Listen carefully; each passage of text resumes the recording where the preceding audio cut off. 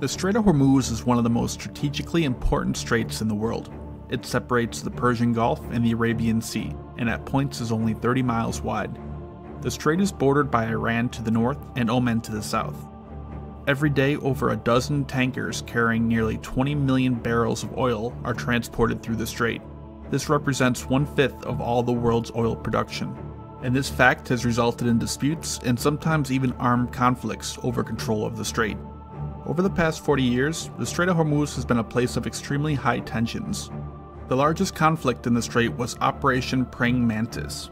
During the Iran-Iraq War, Iran placed several naval mines in the strait in order to cut off oil shipments from Iraq. In 1988, a US naval warship hit one of these mines while it was escorting oil tankers through the strait. The US in response launched Operation Praying Mantis. The attack targeted Iranian military and oil infrastructure in the strait. By the end of the day, the US had sunk or severely damaged over half of the Iranian Navy. In recent years, both the US and Iran have complained of each other's navy harassing the other in the region. These disputes have led to Iran threatening to close the strait with military force, essentially cutting off a large portion of the world's oil supply. Just the threat of shutting down the strait to oil tankers has had visible effects on the global oil price. If Iran ever did act on these threats, the cost of oil would undoubtedly skyrocket, greatly affecting the world economy. So does Iran have the ability to do this? And if so, how would the world respond? I have always found this theater interesting due to the confined battlefield space, the limited force the US would have available at any given time, and the importance the area plays in transporting a large portion of the world's oil supply. Ever since Operation Praying Mantis, the Iranian military has focused its development of a force with the ability to take control of the strait. They know that they cannot possibly match the firepower of the US Navy, so over the past few decades they have turned to asymmetrical warfare. Iran actually has two separate navies, the Army Navy and the Revolutionary Guards Navy. Between the two, Iran operates nearly 2,000 boats. Most of these are smaller vessels, which would be used in swarm attacks against larger US naval ships. Although the boats are very lightly armed, the plan is to simply overwhelm the enemy with sheer numbers. In terms of larger ships, Iran operates 7 frigates and 3 corvettes, each armed with 4 to 8 anti-ship missiles. They have about 3 dozen missile boats armed with a few Russian and Chinese-made anti-ship missiles. The Navy also operates about 30 submarines, 2/3 of which are midget submarines. Probably the most capable of their submarine force is the 3 Russian Kilo-class subs. The Kilos are quicker, quieter, and more heavily armed than the others. They also operate several mine-laying craft. These craft are typically stationed near the strait and could be deployed to mine the area very quickly. The Iranian coastline near the strait is littered with anti-ship missile batteries, AAA and surface-to-air missile sites, and naval ports and air bases.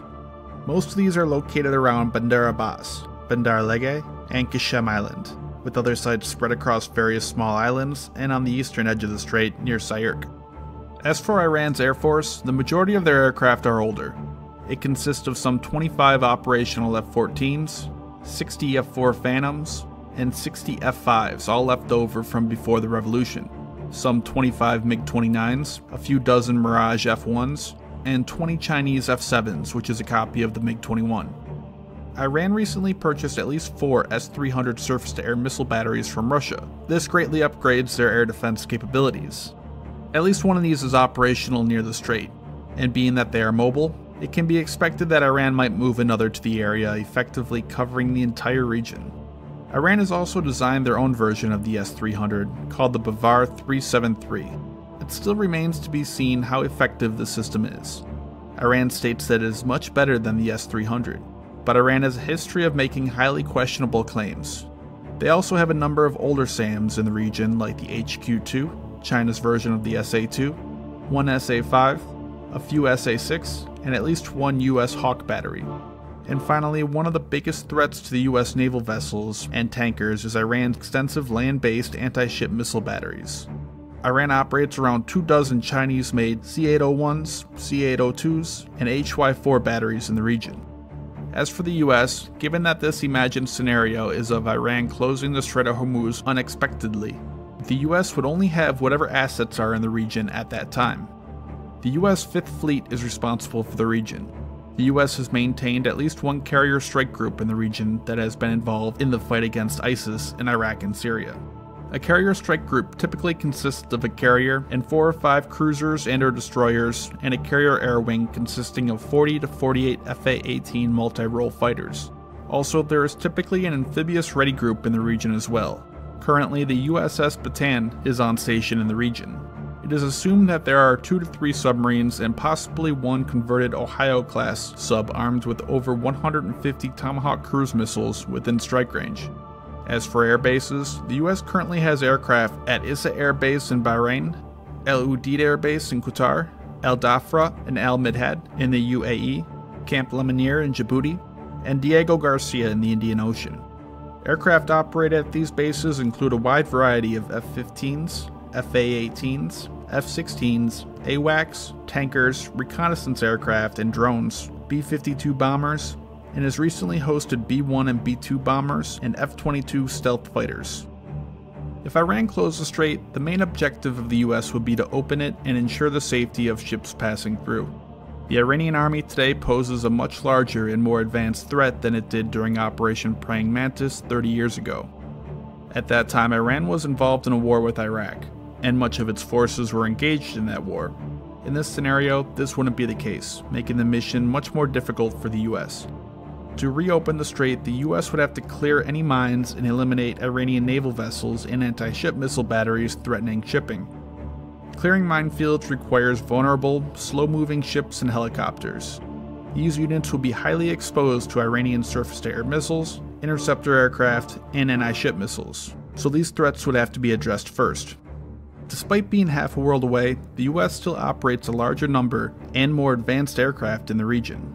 The US would need to degrade Iran's air power through dogfights and cruise missile strikes on air bases. But this is also complicated by Iran's surface-to-air missile network, armed with systems like the S-300. The good news for the US is that they have extensive experience with the S-300.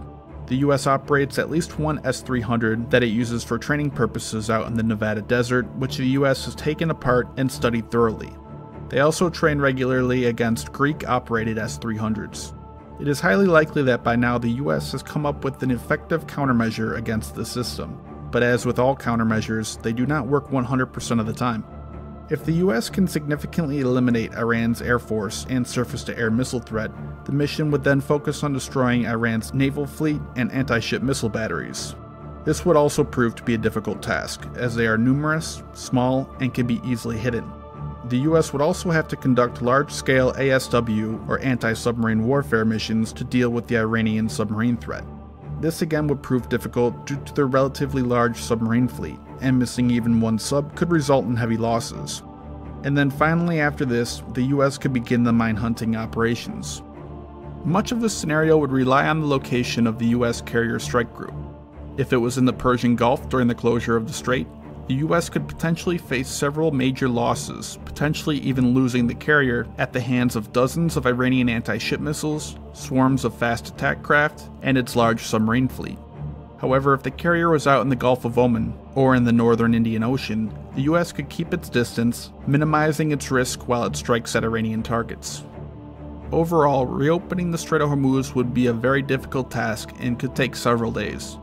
Perhaps a more effective way of ending an Iranian-enforced closure of the strait would be a wider strike on Iran, hitting military headquarters and command and control sites across the country in hopes of degrading Iran's overall defenses and bring them to the negotiating table.